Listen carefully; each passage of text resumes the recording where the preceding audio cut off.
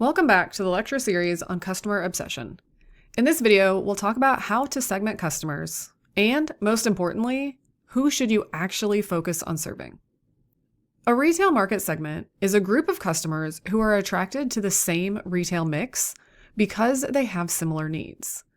We segment the market because, to be cost-effective, retailers must identify groups of customers and target their offerings to meet the needs of typical customers in the segment rather than the needs of each specific individual. If retailers focused on each individual customer separately, they'd have to offer wide variety and deep assortment to meet all needs, and they still wouldn't achieve their goal. Customers with similar needs are attracted to the same retail mix, so customers can focus on retail market segments rather than each individual customer. There are 4 criteria for evaluating whether a market segment is a viable target market: actionable, identifiable, substantial, and reachable. Retailers need to meet all 4 criteria when determining whether a segment is viable. Actionable means the retailer should know what to do to satisfy the needs of customers in the segment. Customers in the segment must have similar needs, seek similar benefits, and be satisfied by a similar retail offering. Their needs must also differ from needs of customers in other segments. For example, eco-conscious versus non-eco-conscious shoppers. If you're selling sustainable products, your market segment is eco-conscious shoppers who value environmentally friendly products. You can showcase eco-friendly products, messaging, and mission to attract customers who share your values. Non-eco-conscious shoppers may not be as interested in sustainable products. Another example, shoppers in extreme cold versus those who are in more temperate weather. As a retailer selling winter clothing, you'll want to target customers in areas with cold temperatures. These customers have different needs for winter clothing compared to those in milder climates. You can showcase specialized products like heavy-duty jackets and snow boots. Identifiable means the retailer can determine which customers are in the segment. When customers are identifiable, you can determine segment size and figure out which customers to target with communication and promotion. We're identifying who is in the market segment: age, income, gender, ethnicity, family size, location, etc. The goal is to identify members of our market so we can determine its size and figure out target market needs. This helps us communicate and promote more effectively. Substantial means the market must be large enough with big enough buying power to support a viable business. Let's take Fish Schmuck's Fish Flex as an example, a retailer that sells antibiotics for fish. When considering opening a physical store in Fayetteville, the owner would need to determine whether there's a substantial market segment interested in purchasing fish antibiotics. Based on the niche nature of the product, it's unlikely there'd be a large enough market in Fayetteville to support a brick-and-mortar store. However, if they opened an online store, they'd have access to a much larger market nationwide. Another example, luxury yachts. You might initially think your target is anyone who wants a yacht. But when you do research, you realize the luxury yacht market is relatively small. Only a few thousand potential customers worldwide. You might focus on a specific region with more concentration, or broaden your target to include other high-end boating enthusiasts, like those interested in high-end speedboats. Reachable means the retailer can effectively target promotions and other retail elements to consumers in a specific segment. The big question: how do we effectively advertise to our intended market?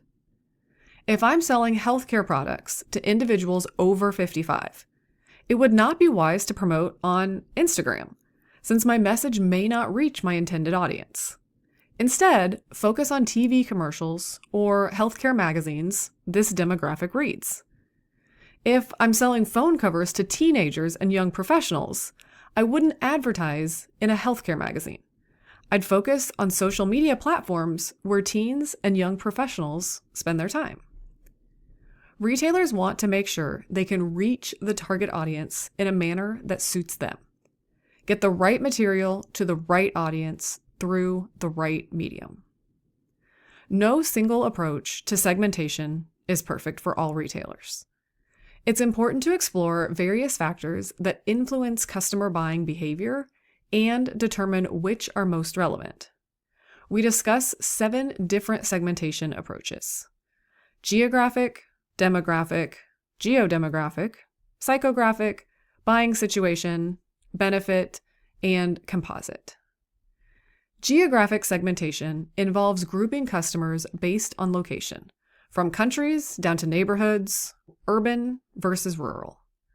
Now, let's look at an example.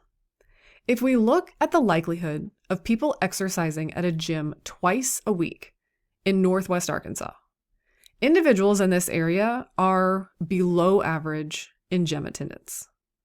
If a gym owner wants to expand to this area, they can see that people exercise at a gym twice a week, either below average or well below average.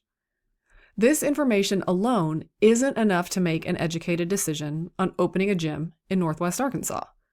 There may be factors beyond geography. People in the area may do more physical labor and don't need a gym, or there may not be any gyms in the area. Geographic segmentation meets some criteria: identifiable and reachable. We can identify the NWA segment and communicate effectively. We can determine if a segment is substantial based on population, but we can't necessarily assume NWA will act similarly to other areas without knowing more. Geographic segmentation is useful when used in conjunction with other approaches.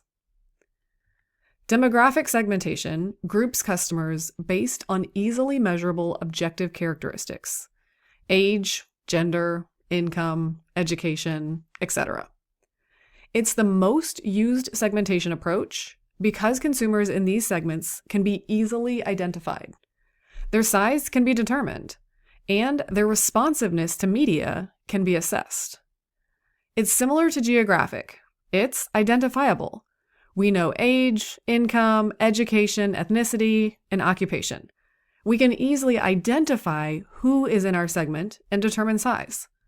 We can determine how they can be reached. But we face the same situation with the actionable criterion. How do we know individuals who meet certain demographic characteristics take different actions than others? For example, athleisure wear was originally focused on younger markets, but older individuals also began wearing it. We couldn't separate the athleisure market based on demographics alone because different demographic groups use the same clothing. Another example, families. Some people have families at a very young age, others in their early or late 30s, and still others not at all. Demographics alone can't segment families because families encompass multiple demographic segments. So, while demographic segmentation is useful, it doesn't give a complete picture. It's often used with other approaches to better understand the target audience. Geodemographics helps us better understand customers and create actionable insights. Geodemographics use both geographic and demographic characteristics to classify customers. This takes a bird of a feather, flock together mentality. Individuals who are similar will live and work in similar areas. One way to view this is using Esri Tapestry. It combines geography, demographics, and lifestyle information to understand specific segments. If you're a retailer wanting to move to a new location, you can use Tapestry segmentation to get an idea of who lives there and what they're like. For example, you can see that one of the tapestry segments for Northwest Arkansas is college towns. This tapestry is made up of individuals with a median age of 24.6 and a median household income of $64,253. You can see demographic profiles and lifestyle patterns. You can also see where this segment exists in other U.S. areas. If I own a clothing store in Fayetteville, focusing on college students, I could also open a store in Baton Rouge, Louisiana, or Austin, Texas.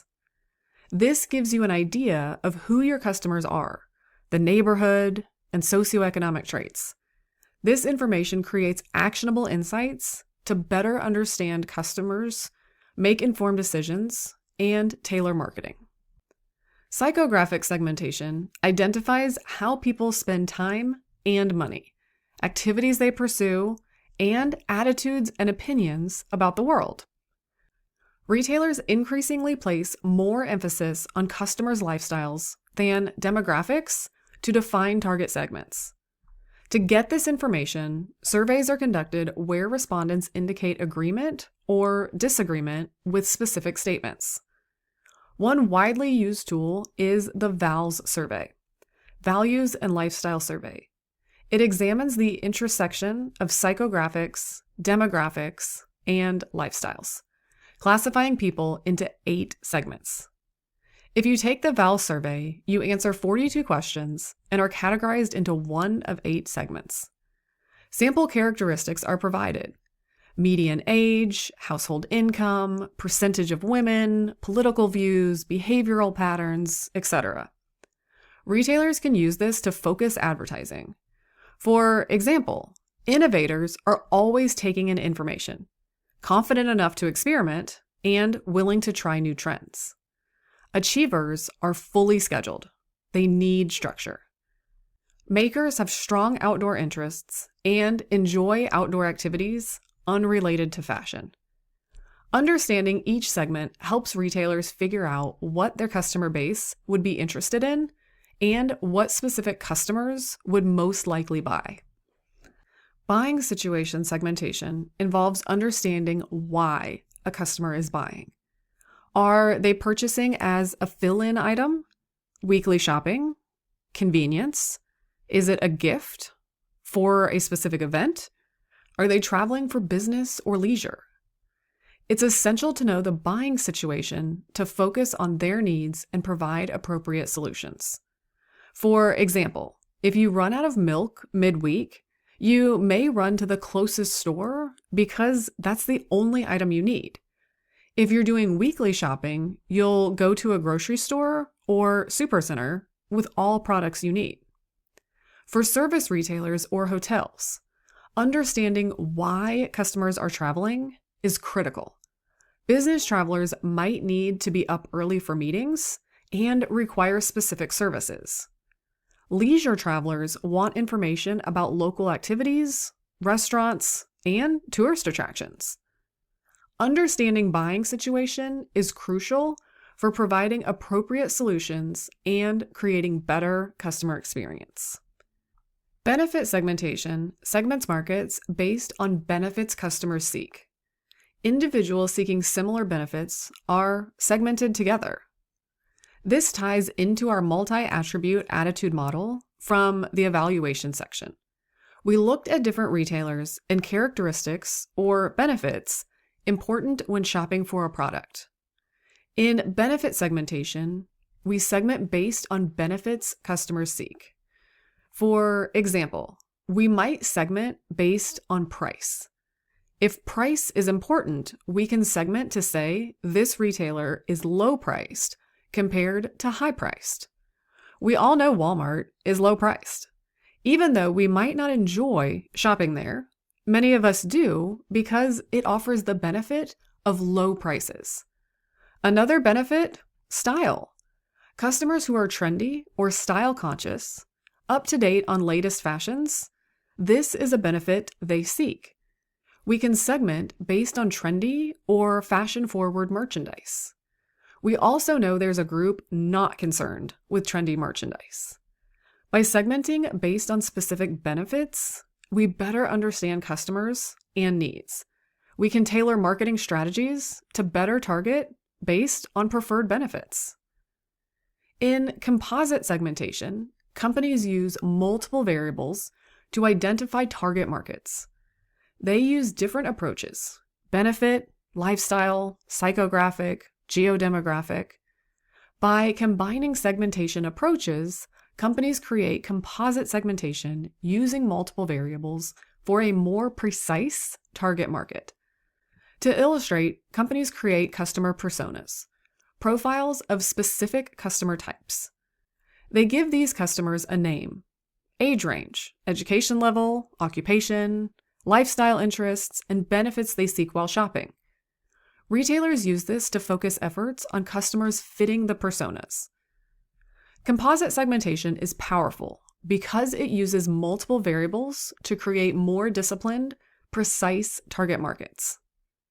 Companies can create more targeted marketing strategies that speak directly to customers they want to reach. All right, we've talked about the buying process and segmentation approaches. Now, let's talk about strategic customer focus. Who should you actually serve? One powerful tool for identifying your best customers is RFM Analysis. RFM stands for R, Recency, how recently did they buy? F, Frequency, how often do they buy? M, Monetary, how much do they spend? These three factors predict future behavior really well. Based on RFM, you can identify three key customer segments: champions, recent purchasers, buy frequently, and spend a lot. These are your best customers. Focus on them. At risk, they used to shop frequently, but haven't bought recently. These customers need attention. Reach out, send them an offer, remind them you exist. Lost. Haven't bought in a long time. At some point, you might need to let them go and focus resources on champions and at-risk customers instead. RFM helps you identify who deserves the most attention based on actual behavior, not just demographics. Another tool is creating customer personas. This frequently comes with using composite segmentation that we talked about previously. A persona is a fictional representative of your target market. You give the segment a name and a face. This makes it real for your employees. A good persona includes photo, name, age, demographics, goals and motivations, pain points and frustrations, shopping behavior, and a quote capturing their mindset. Let me show you an example. Yoga mom, Sarah. Sarah is 35, married with 2 kids. Her household income is $150,000, and she lives in a suburban environment. Her goals: stay fit, build community, and look good. Pain points: limited time, wants quality that lasts. Shopping behavior: researches online, shops in store, and values the experience. Here's a quote from Sarah. "I don't mind paying more for quality that performs." How does Lululemon serve Sarah? Premium quality products, free yoga classes, community events, and educators instead of pushy salespeople. See how this makes the target customer real. Employees can picture Sarah. They can ask, would Sarah like this? It helps everyone stay focused on serving the right customer.